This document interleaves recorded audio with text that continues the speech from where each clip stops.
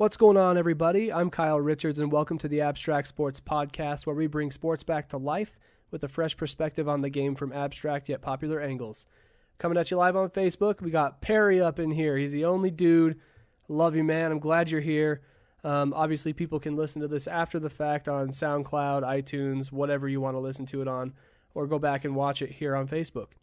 I'll do my best to respond to comments as we go. Maybe more people will come in here, but I imagine with one person in the comments, I'll be just fine.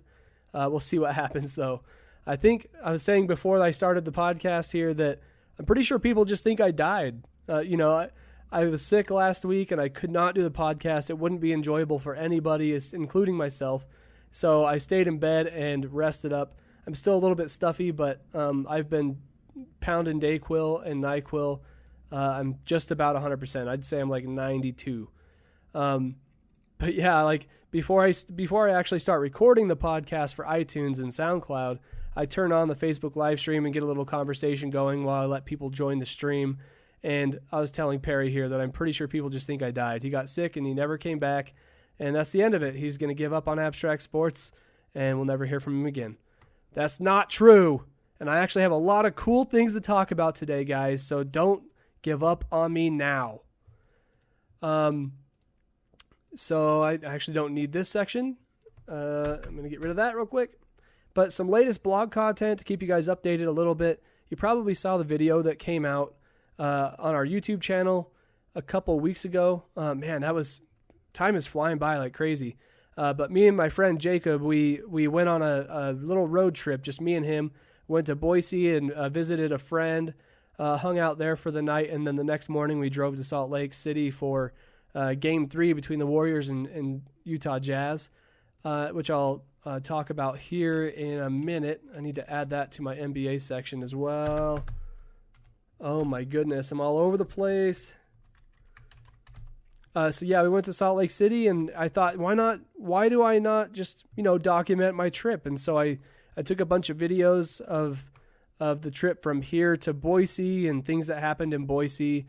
And I'll share the link to that video at the end of the podcast so you guys can, when you're done listening to me here or watching me here, you can click that video and give it a watch if you haven't already. It's pretty entertaining. I had a lot of fun editing it. Being the graphic designer that I am, I got to do a lot of work with video, and I don't get to do that on a daily basis where I work. So that's always really fun. But yeah, so latest blog content is the vlog. I will share that at the end.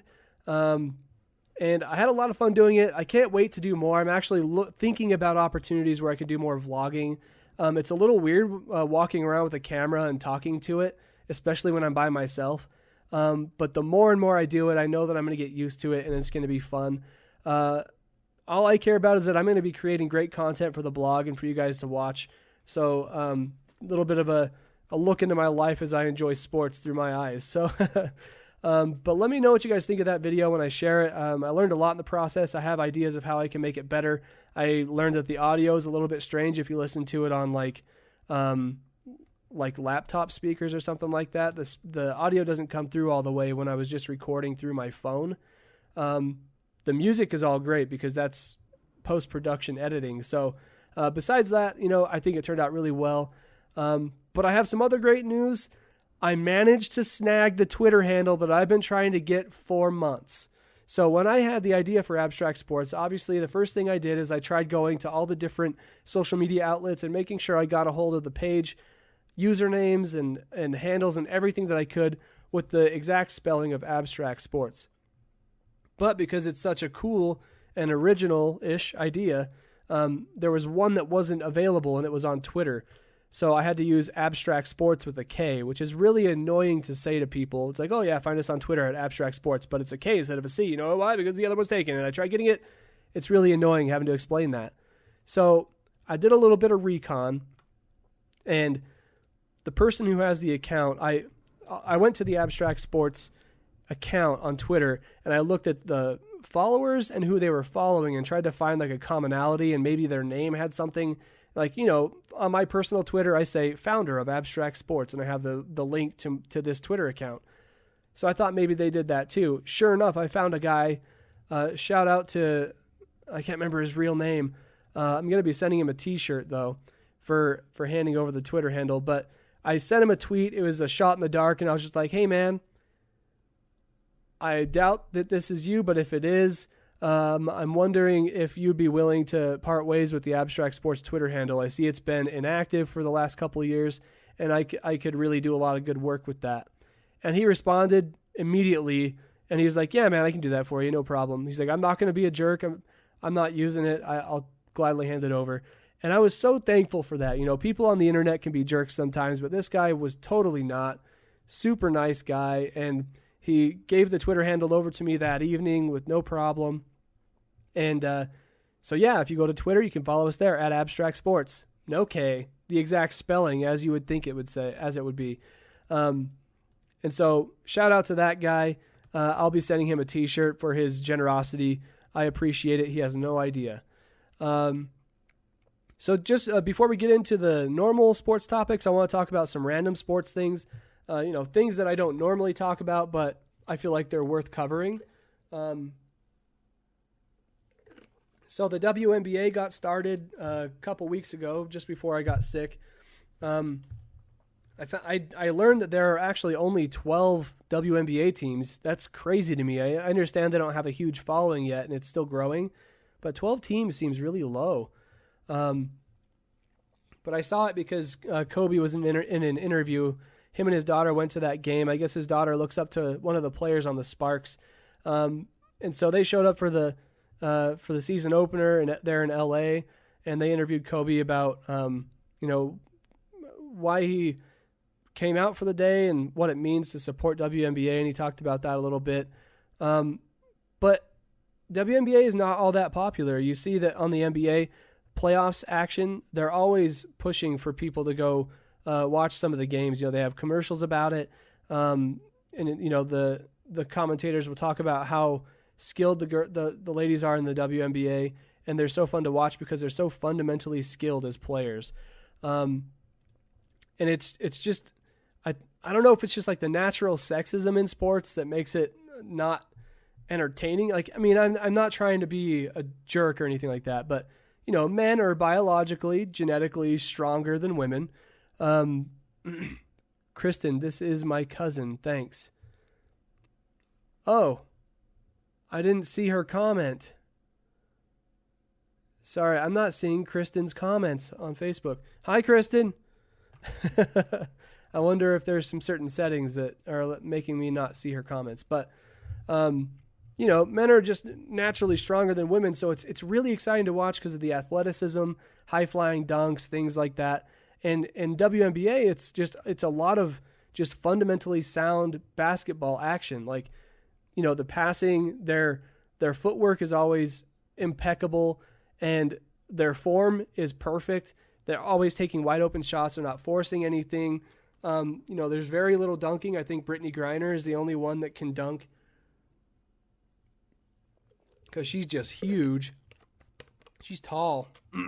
But it kind of makes me wonder, like, there's this thing called the Big Three. Oh, it says she is watching. Oh, okay. I can't see that. My phone must not show that kind of information. So I didn't know that. Well, hi, Kristen. Apparently you're watching. That's creepy that Perry's able to tell that, but whatever. Just kidding.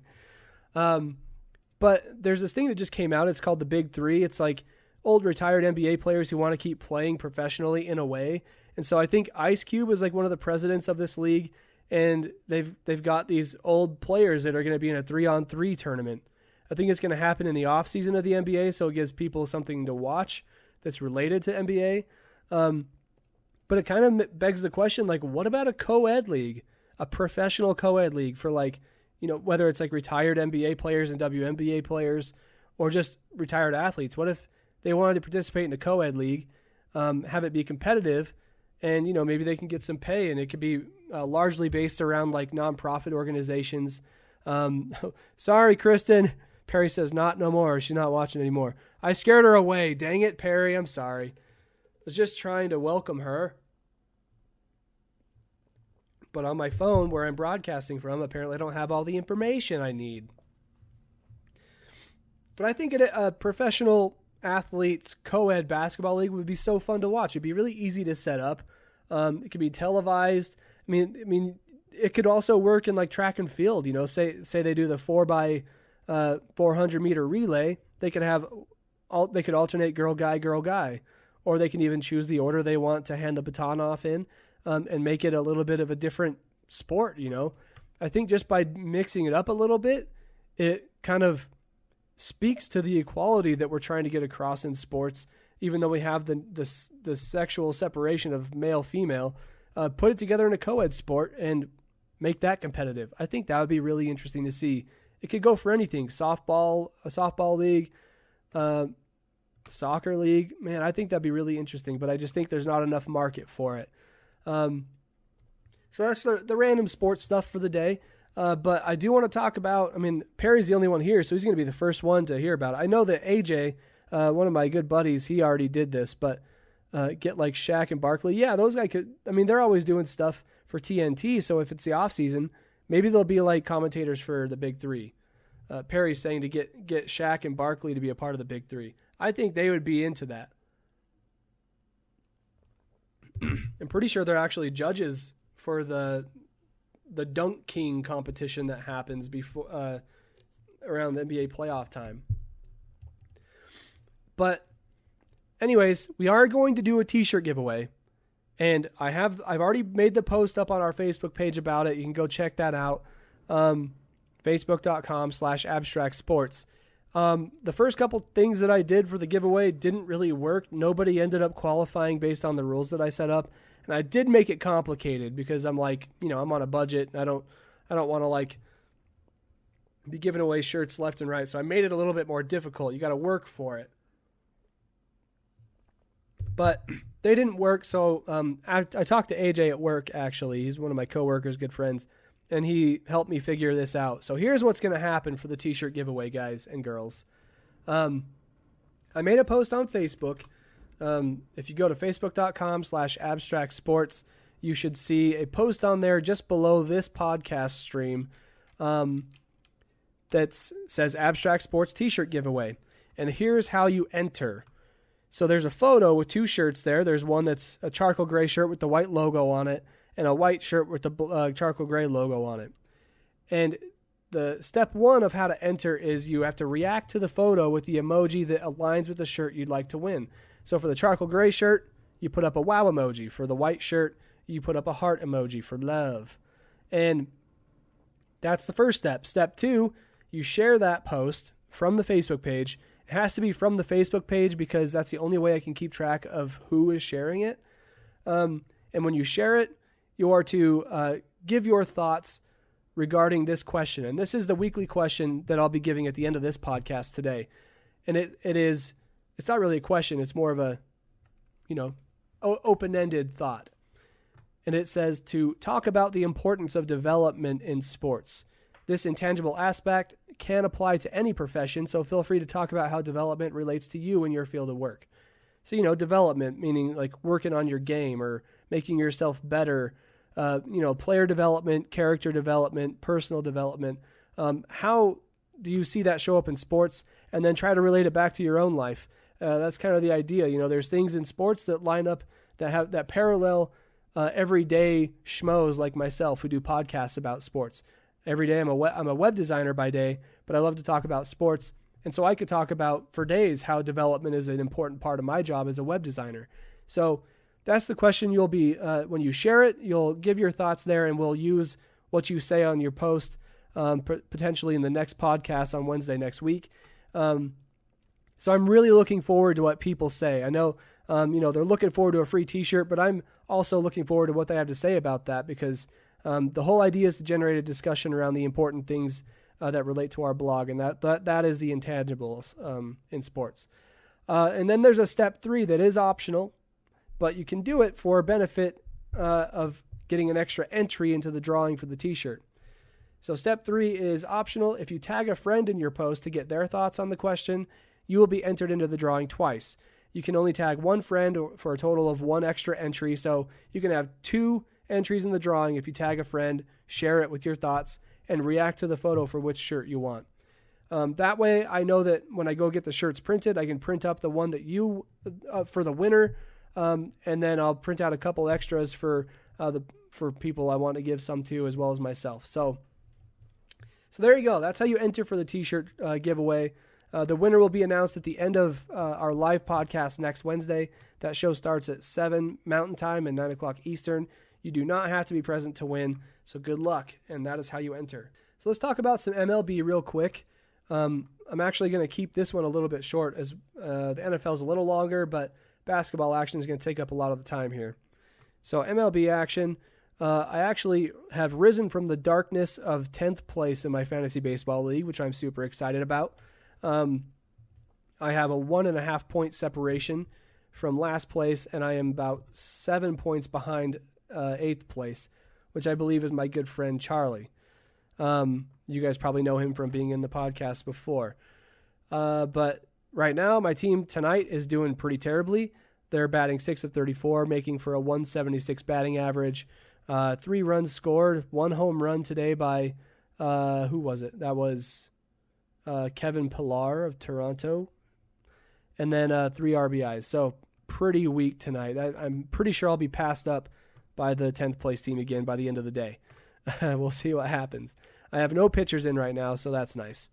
As far as baseball news, I really don't have that much.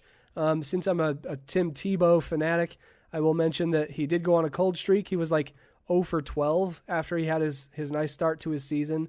And then to break his cold streak, he does nothing better. You know, the only way to break a cold streak for Tim Tebow, I guess, is to hit a home run. So that's what he did.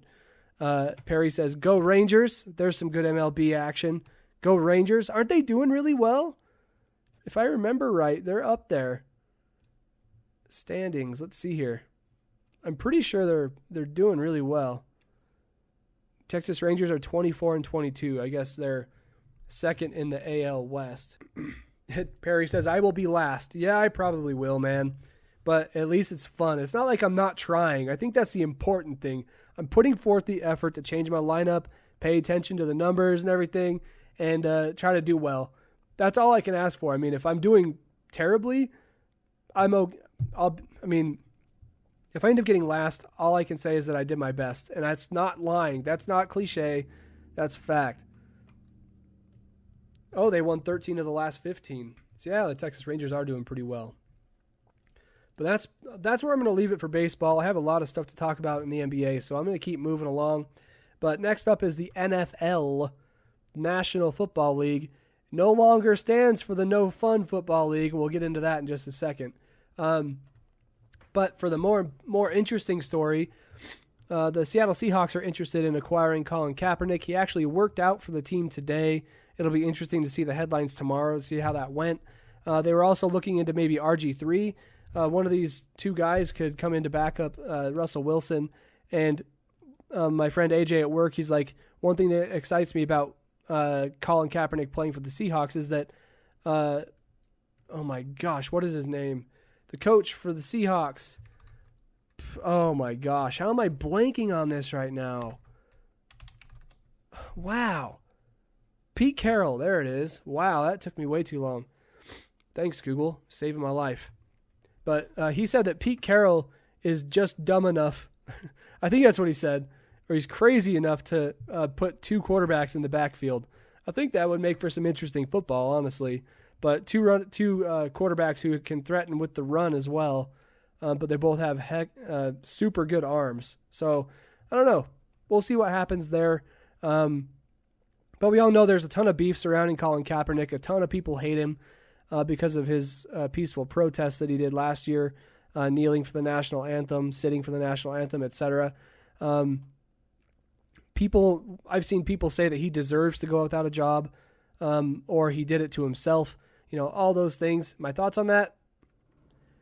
You can't really talk crap about a guy who believes he's doing the right thing in the moment, no matter how controversial it is, especially when it falls within his rights. You know, it's kind of one of those things. It's like to each their own. You know, he's supporting a cause that he believes in. He's doing it peacefully. You know, whatever. There's nothing to be said there for me. But the only thing that I have against him in the whole situation is that he didn't end up voting in the presidential election. I guess somebody asked him how the polling place was, and he's like, I didn't vote. I don't pay attention to voting. And, if you're a guy who's trying to make an impact in a social way and in a big way about a civil rights movement and activity, it's kind of weird that he didn't want to vote for somebody, or at least place a vote where he thinks it will count in terms of his beliefs, at least on the civil rights front. So that kind of bugged me a little bit. But it's like if he's trying to make a statement on a social issue, he probably should have some inclination of who to vote for and be paying attention to those types of things, because they have a big impact on how people carry their business about, the Black Lives Matter movement, etc. It's just weird that he didn't vote. That's all I have to say. That's the only beef I have for him, because one thing that I mentioned before is that his jersey sales skyrocketed when he was doing his peaceful protest last year. And during that time, people would think, oh, he's just reaping the benefits of this protest for his personal gain. And no, it's like he took 100% of those profits and put them towards the community and helping out with the community and education, things like that. So you can't knock the dude. He has a good head on his shoulders, minus him not voting when it could really make an impact. So whatever. But I think he's handled the situation with professionalism. He backs up his points. He can talk really well around what he believes in. He hasn't been in the media for anything regarding not being on a team yet. He wasn't complaining or anything. He was just kind of working, and he had a workout today with the Seahawks. Looking forward to see what that says. Some other things in the NFL. According to ESPN, NFL owners voted just yesterday on a proposal that would reduce overtime in regular season games from 15 down to 10 minutes. And apparently that did pass. The only impact that could have is that we could see more tied games. But that's if a game goes to overtime in the first place, which is pretty rare, then have it go 10 minutes without a score. But last year we did see a good handful of ties. So maybe that number will jump up a little bit. It could change the playoff picture down the road. Sorry I keep pausing to drink water. My throat's kind of bugging me because I'm still a little bit sick, and I'm just trying to get by without having to talk too loudly. I hope all the microphones are working. Oh my gosh, next week will be better. Trust me. Good thing I have the t-shirt giveaway to pay attention to, because that doesn't involve much talking over the next week or so. Another thing that the league voted on was to skip the 75-man roster cut. Apparently they cut down from 95 or 93 players on their roster down to 75 at one point, but instead they're making it just one cut from 90 whatever down to 53.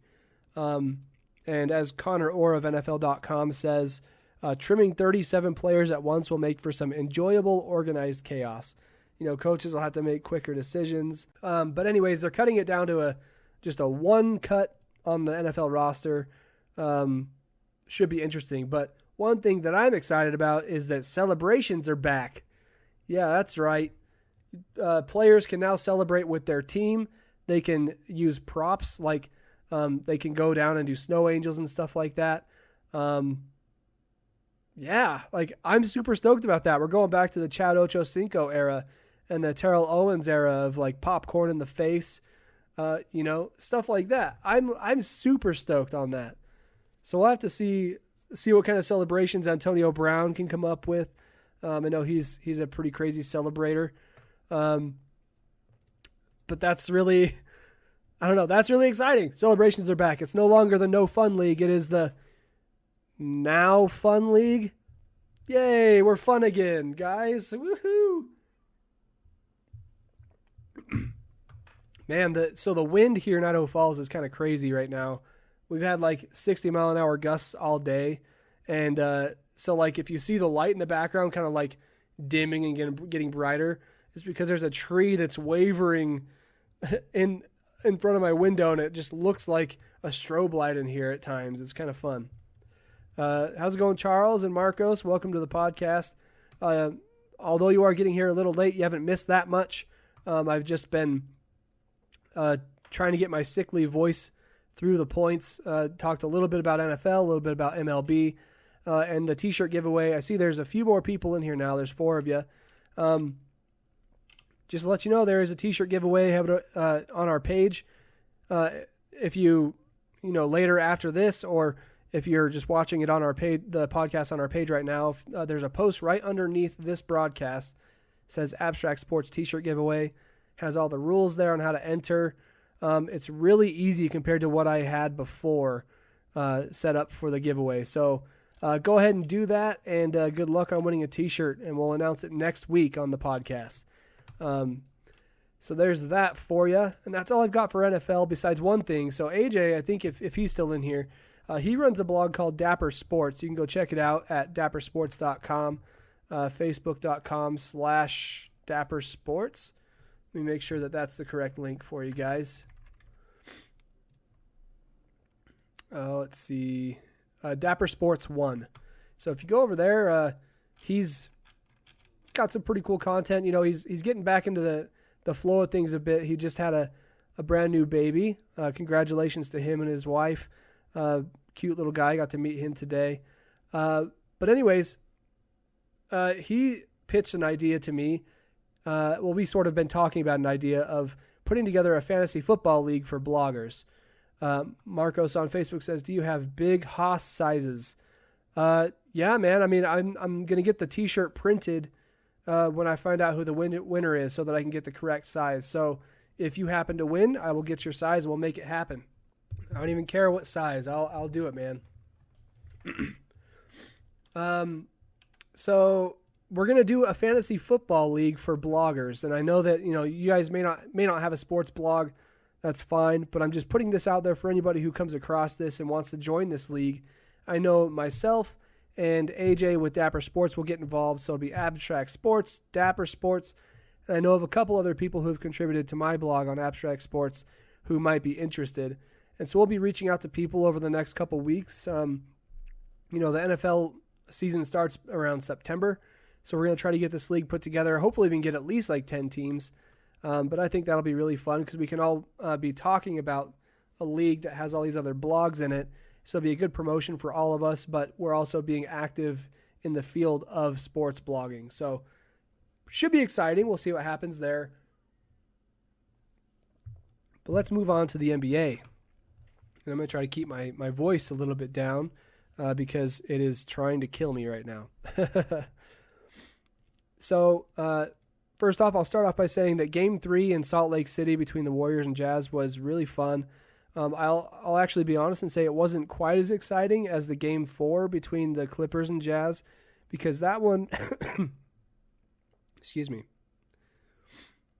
at the Clippers Jazz game, there wasn't a ton of Clippers fans, so it was a lot of Jazz fans. It got really loud in there. Whereas at the Warriors game, it was not nearly as loud for the Jazz, just because there were so many Golden State fans who were just being quiet, so that made it a little bit interesting. Oh, excuse me, guys. I'm really sorry. But it was still pretty exciting. There was a lot of drama in that game we went to. Me and my friend AJ, or not AJ, it was Jacob who went to that game with me. But Draymond Green was like making some hand gestures to the crowd saying, look at the series, it's 2-0. And, there's all that drama. And then Kevin Durant giving a good 2-arm shove to Rudy Gobert, gave him a flagrant one. So there were just a lot of things like that made the game really exciting. But the Warriors ran away with the win. Still a lot of fun. And then, the Jazz go on to get eliminated by the Warriors in a 4-game sweep. In Game 4, they ended up getting swept. AJ was actually at that game, fun fact. And then the Warriors go on to play the Spurs, and I'll talk about that a little bit now. I'm not going to go game by game because that series wasn't quite as close of a contest. We all know Game 1, Kawhi Leonard went down with a rolled ankle. Pretty controversial call where Zaza Pachulia stepped out, tried to close out on him. He put an extra step in there, and Kawhi Leonard came down on his foot. In my personal opinion, I don't think he did it on purpose. But, when you're closing out on a guy, you do have to be kind of careful when he's up in the air. That's why they give out fouls for that type of stuff. So it was unfortunate. I don't think he meant to do it. Apparently, Zaza Pachulia has been receiving threats from Spurs fans. They've threatened to sue him and the NBA for costing their team a potential berth to the NBA Finals. I think that's just ridiculous because he's taking on threats from Spurs fans who are supposed to be pretty classy considering the team that they back. But also these fans are also threatening his family and his kids. So he had to get extra security for his kids at school. And he's like, look, I don't think it's all Popovich's fault because Coach Popovich went off on that whole situation, in several interviews. And so he's like, I don't blame it all on him because, the fans ran with it after that. But he's like, he did kind of stir the pot a little bit, and I'm taking my family's. He's like, I don't mind taking the flack for it. I'm a grown man. I can do that. But my family, when you bring my family into this, it's like, okay, this is too much. What are you doing? That's just not okay. But anyways, the Warriors went on to sweep the Spurs without Kawhi Leonard. The Spurs still put up a good fight. It wasn't like it was a blowout in favor of the Warriors. They kept it kind of close, and a lot of their younger guys got a lot of good experience that they wouldn't have otherwise had if Kawhi Leonard was there. Also, Zaza Pachulia in Game 2 ended up going out with a shoulder injury or something weird like that. So kind of interesting situation. But the Warriors they're one of 3 teams to ever sweep the first 3 series in the NBA playoffs. So go undefeated into the finals. So the other 2 teams were the 88-89 Lakers, I believe, and then a Shaq and Kobe era team for the Lakers, and now the Warriors. So pretty interesting stuff. Also in that series, Steph Curry passed Kobe Bryant for a number of playoff three-pointers made. And I don't think that's a big surprise because Kobe wasn't always a big-time three-point shooter. He was more of just a natural scorer from everywhere, mostly mid-range. And so Curry passing Kobe in three-pointers made in playoffs. I mean, Kobe did have a long career. Curry hasn't played a quarter of the amount of time he has. But passing him three-pointers really says a lot about how great of a shooter he is.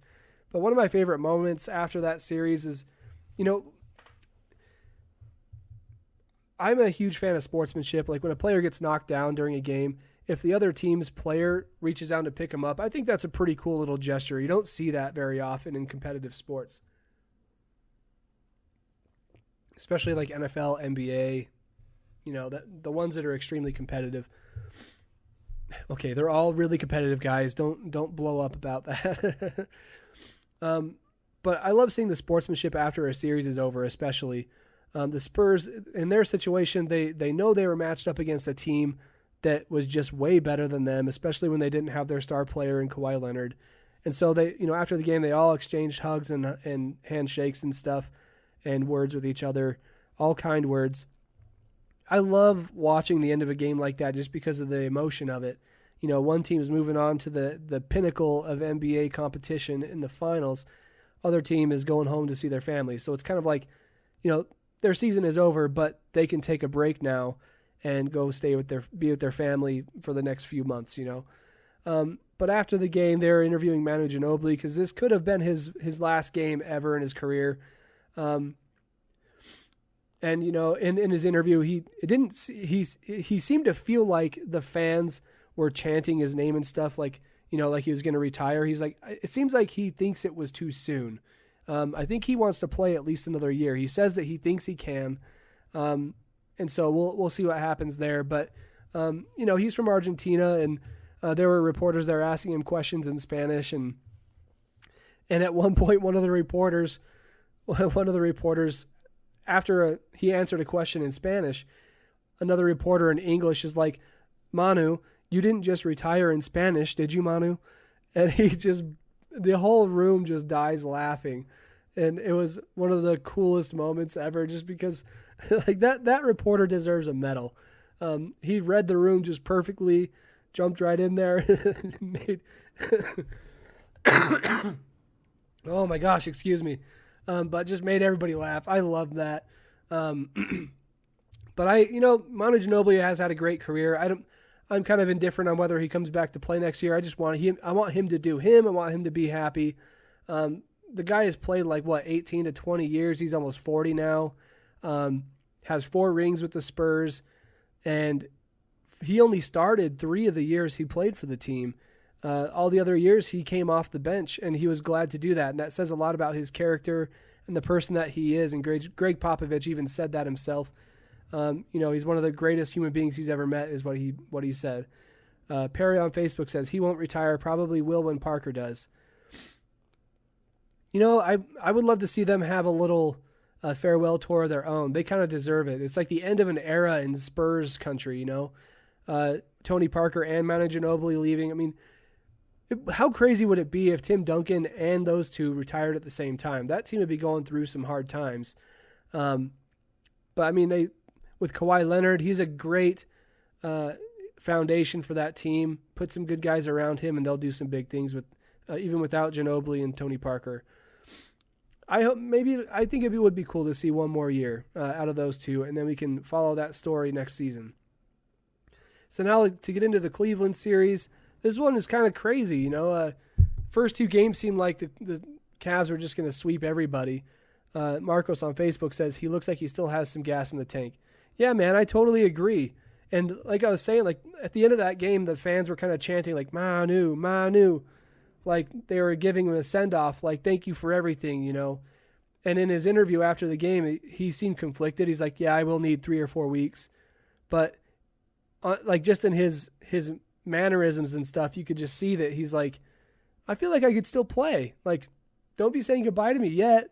But he's still going to give it some time to, let the emotions subside, and then he'll give the correct answer. I hope he stays. I think he could do one more year. So, I mean, I feel like a lot of people watching the NBA have sort of written off this postseason as it's going to be a rematch between the Warriors and the Cavs. And so I think going into the Cavs series, especially with the Warriors just sweeping the Spurs like that, people were thinking the Cavs were going to do the exact same thing.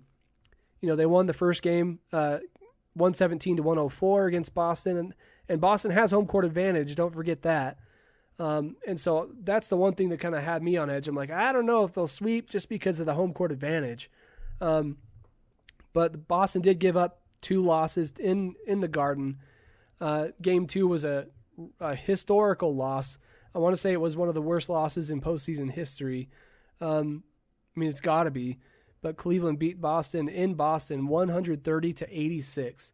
And that game was a 40-point game at halftime. It wasn't even close.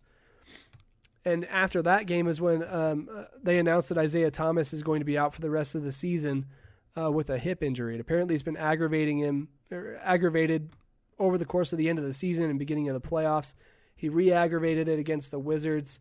And I guess after that big blowout loss, they're like, you know what? Let's just let you get some recovery time. I don't think he wanted to force it too much. Maybe it is that bad. But one thing I have to say about that is that guy goes hard every game. He's only 5'9". He's barely taller than I am. And, I'm 5'7.5", 5'8", maybe. And he goes hard all the time. He cuts to the basket, goes up. And it seems like every time he goes up like that in the paint, he ends up falling down or something into the cameraman behind the basket. So his body probably takes more of a wear than most other players do just because of his size. So I wonder if that has something to do with it. Perry on Facebook says, Boston still has a chance. It would be nice if they pull it out. Yeah, well, the Warriors blew a 3-1 lead. Why can't the Cavs blow a 3-1 lead? But it's just kind of funny that, Game 3 in Cleveland, Boston comes back and wins. What's funny about that Game 3, they won the game 111 to 108 thanks to Avery Bradley's last-second 3-point shot that bounced around the rim, let a couple seconds tick off, went through the hoop with .1 to go.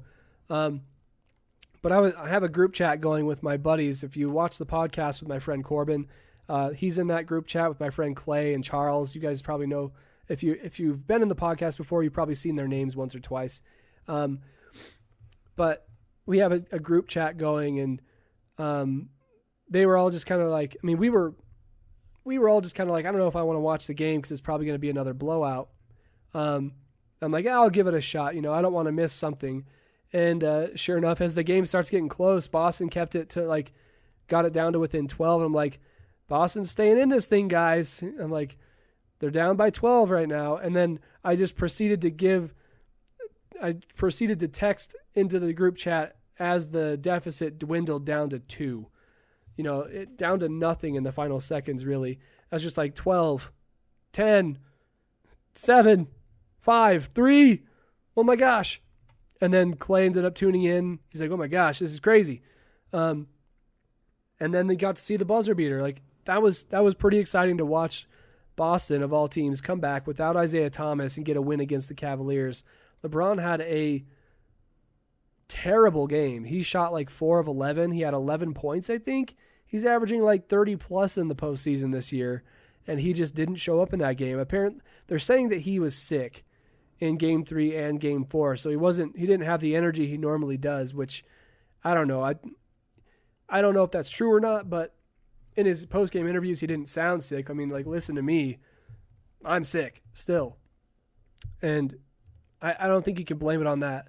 He just didn't show up to those games. And, a lot of people are saying, MJ never did that. It's like, come on, dude. He's human. He can't just perform 100. He can't just do that every day. You can't be successful every day. You got to have a down day. It's just how it goes. Then going into Game 4, the Celtics had the lead for most of that game. Throughout the first half, they were up by 10 most of the time.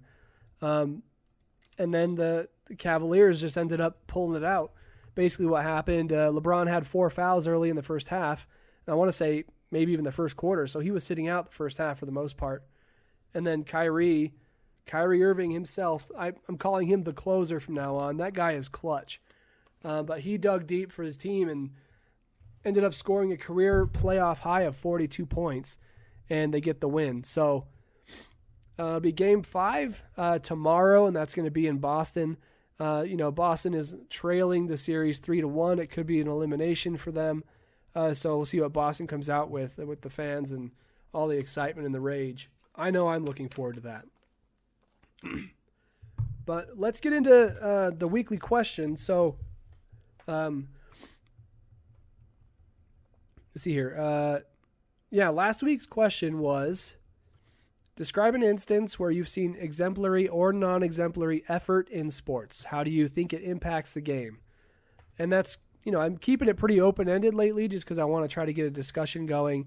And I'll just kind of give my thoughts from a few different angles from different sports and where I think effort shows up and why it's important.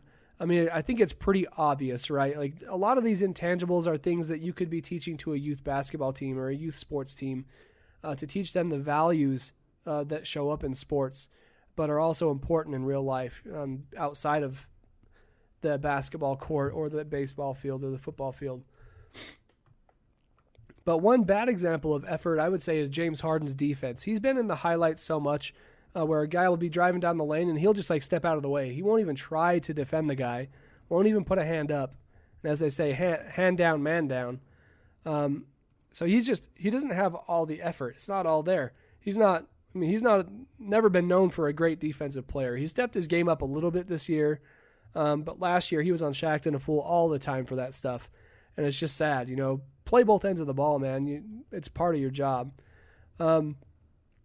But another example I like to think of is it's those small things that separate you from other players that make you the best. For example, Antonio Brown, Julio Jones, Odell Beckham Jr., and Julian Edelman even. Their route running, some guys will be lackadaisical in their route running where they'll just kind of do the thing and they'll try to get open, they don't, then they'll just kind of move around, try to get open. Well, if you run your routes hard like you're trying to do sprints, that's how you get guys on their heels and you get past them. Those guys, when they stop on a dime and go a different direction. That's all effort, and focus, determination, all those things. You know what you need to do. You know where the ball is going to be at the end of the play. So do what you got to do until that point.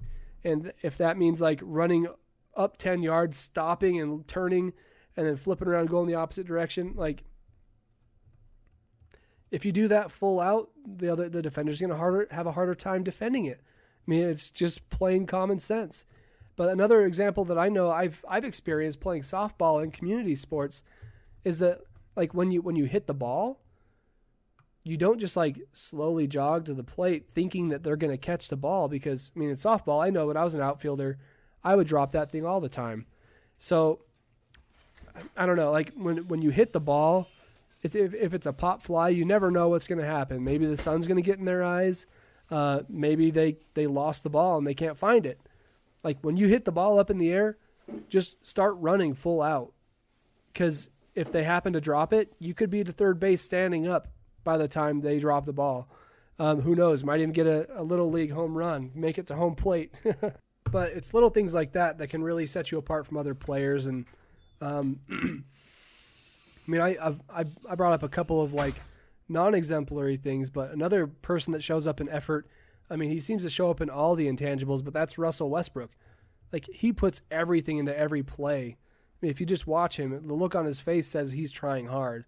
So I think it's one of those things that's really important. You know, there's this entrepreneur guy that I like to listen to. His name's Gary Vaynerchuk, and he's a really vulgar guy, but he has a lot of great advice in terms of like taking control of your career and motivating yourself and things of that nature. And one thing that I can relate this effort thing to is that he has this spiel where he talks about speed over quality. So for example, like, you know, if you're trying to proceed in your career, you need to work fast on your day-to-day stuff. So like, the way I can relate to that is like, I'm a web designer. So, you know, I need to, like, when I'm doing the things I'm doing, I need to be going as fast as I can while producing the best work I can during the day. And then when I go home, I can do research to kind of decompress. And then when I hit the business day again, I go hard. That's kind of how I see effort. It's like when you're at work, you go all out. And then when you're in practice, you can kind of take it a little bit slower, digest a lot more of the information, and then go hard when the time matters. So that's one way that I can relate. I'm sure you guys can find other ways as well. But now for the fun part. So we've talked about the T-shirt giveaway, and part of it is that you have to give your thoughts on development in sports.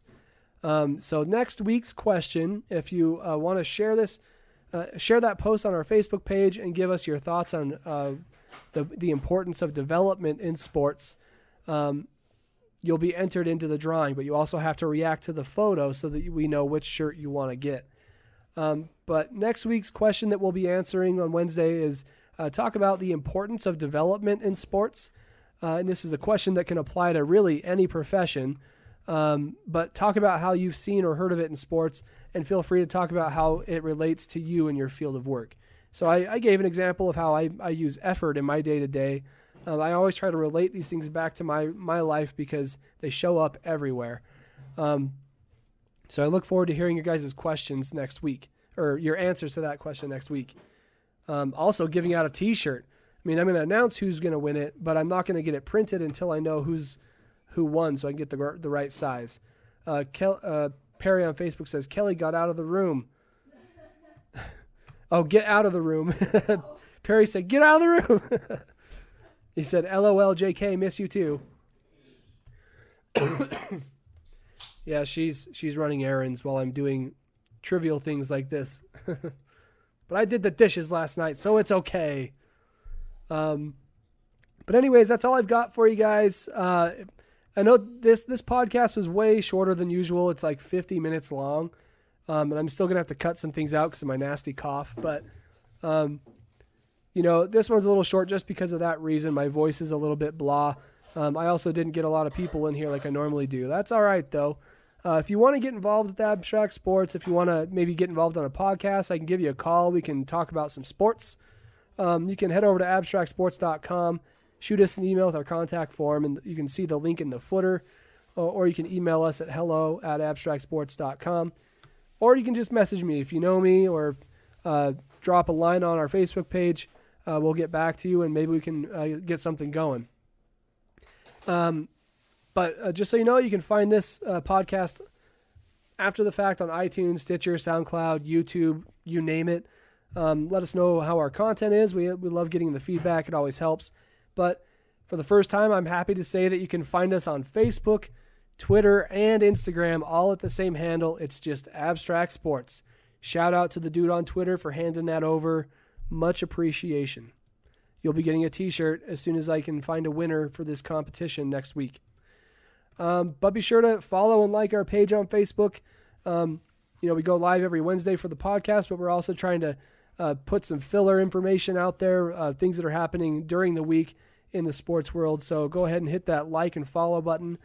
And let me really quickly, I'm going to drop a link to the latest YouTube video, the vlog that I put together from the game in Salt Lake against the Warriors and Jazz.